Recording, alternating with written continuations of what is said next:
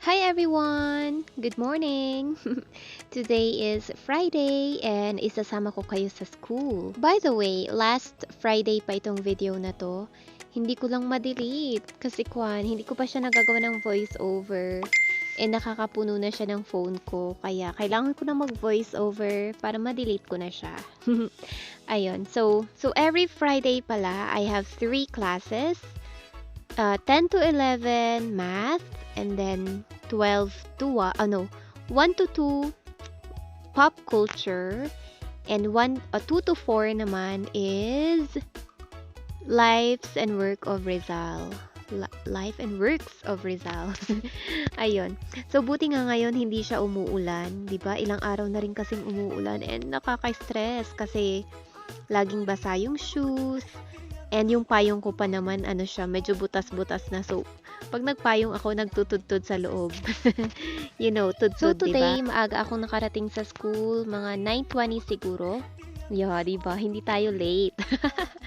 Ayun, ang saya. Kasi 10 a.m. yung pasok ko. So, hindi talaga ako nalilate. Ayun, dahil nga maaga ako, umihi muna ako dito sa admin building.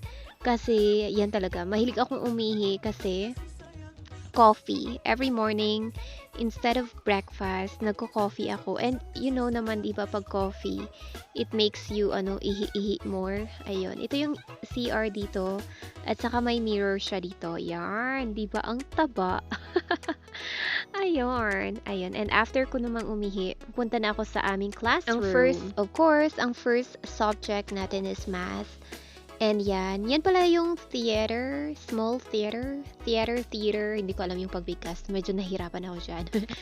at ito yung first floor dito ito ang tinatawag nating CAS, basta yun, CAS.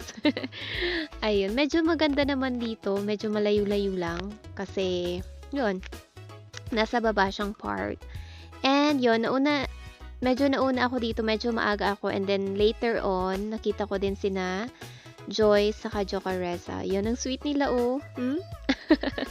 Kasi siguro prinintan ni Joy si Jocareza, kaya super happy niya. Ayan, ito yung weather ngayon.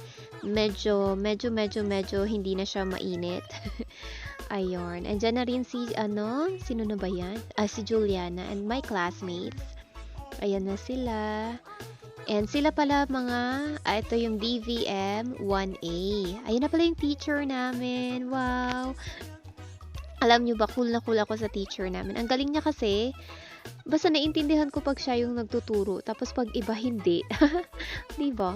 And then, yun na nga, natapos na kami ng math. And I still have like 2 hours. Wait. 11 to 12, 1, basta 2 hours yata or 1, 2 hours. Ayan si Nifena at yung una si Juliana. Punta muna kami dito sa my chat. After pala doon, umalis na kami and pupunta kami sa library para i-pass yung activity nila sa chemistry. Ayun. By the way, wala na akong organic chemistry kasi natapos ko na siya last year. Na-take ko na siya sa agriculture. So yun, by the way, favorite subject ko siya. Namimiss ko nga yun eh. Though mahirap siya, pero favorite ko siya. Ayan, ating mga Filipina girls. Ayan, dito nga pala yung aming library. And super malaki yung library dito. Maganda rin siya. And hindi lang kasi ako mahilig dito kasi, baka makatulog ako ng matagal. Pag wala akong kasama, hindi ako pwede dito kasi pag nakatulog ako, walang gigising sa akin, no, diba? Di baka malabasan ako ng oras. At ito si Nifena. Wala na daw pala silang pasok this afternoon, so ipapass na nila yung activity nila sa organic chemistry. Ayan, hindi nga nila mahanap si mayor nila. Ayan, yan pala si Mayor Kira. O diba? Ang cute-cute niya. And yan, napass na nila. And then, maghihintay pa sila sa other classmates nila. O, diba? Ang bongga. O, diba? Ito na, bababa na kami sa library. At yan lagi ang kasama ko sa DVM 1A. Iba-iba kasi yung, diba, iba-iba yung, iba-iba yung ka-section ko. Pero sa section A, sila yung lagi kong nakakasama. Si Juliana, and then ni Fena. Ayan.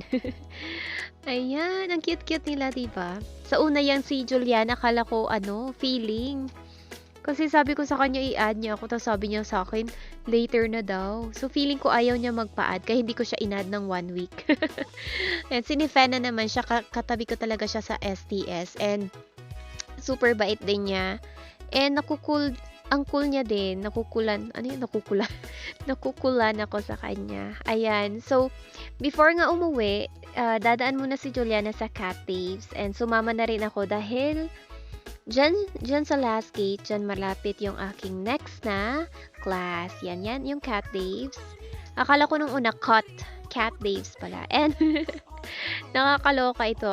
Nung una akala ko BSU pet shirts kasi 'di ba DVM, vet med tayo. So akala natin pet na siya.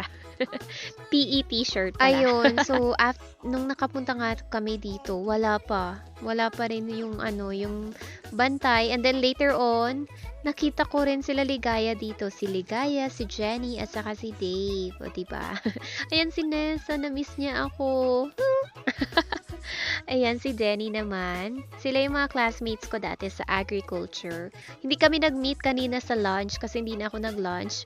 Pero nag-meet naman kami dito. Hindi kami nag-usap pero nag-meet naman kami dito sa Cat Caves. By the way, bibili daw sila ng t-shirt. PE t-shirt kasi mag-hiking. Wow, 'di ba exciting? Yan ang gustong-gusto ni Nessa sa kasi niligaya kasi mga gala yung mga yan. Ayun. So ako pala hindi na ako nag-order ng PE t-shirt kasi wala akong PE ngayon, and last year hindi naman kami required din na magsuot ng PE t-shirt. So ayun, di mo na ako bibili kasi sayang magastos lang, 'di ba? Ang dami ko kasing babayaran ngayon. Bili ako ng t-shirt. Ayan pala kapatid ni Ligaya. Hello! Si Elsa yun. Ang ganda niya. Ayun, going back, yun nga, bibili ako ng lab gown, saka 2 t-shirt. Ayun. Kaya medyo magastos tayo ngayon. So, yan, after class, ito yung kakatapos lang ng aking 1 p.m. class, 1 to 2 p.m., yung pop culture. Medyo malayo-layo sa next class ko. Yung next class ko, doon na naman, babalik na naman tayo sa admin building, sa second gate. Yeah, malapit sa, first gate. And ito pala yung last gate. So, siguro mga 10 minutes bago ka makarating doon. Pero alam nyo ba, pagod na akong tumakbo. Ayoko na. Kaya naglalakad na lang ako papunta doon. At minalas-malas, sarado pa itong shortcut. Kaya ito, napalong. Hindi ko masabing long cut, baka mabash ako. At ayun nga, sa mga panahon na to, alam nyo, 2:00 na guys. So, late na ako. Pero wala na akong magagawa kasi malayo talaga yung classroom ko, kahit anong gawin ko.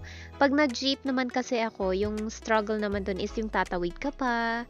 Tapos syempre yung jeep mag-stop pa, tapos another tawid pagbaba mo. So, nilalakad ko na lang. Pero kahit anong gawin ko, malilate talaga ako. So, wala na akong choice. Magpa-late na lang. Di ba yung next teacher ko is mabait naman. Si Ma'am Leanyo. Kapatid siya ng dati kong manager sa Ito. Kaya pala yung aking classmate dito. Ang classmate ko naman dito is Bakom Tusi.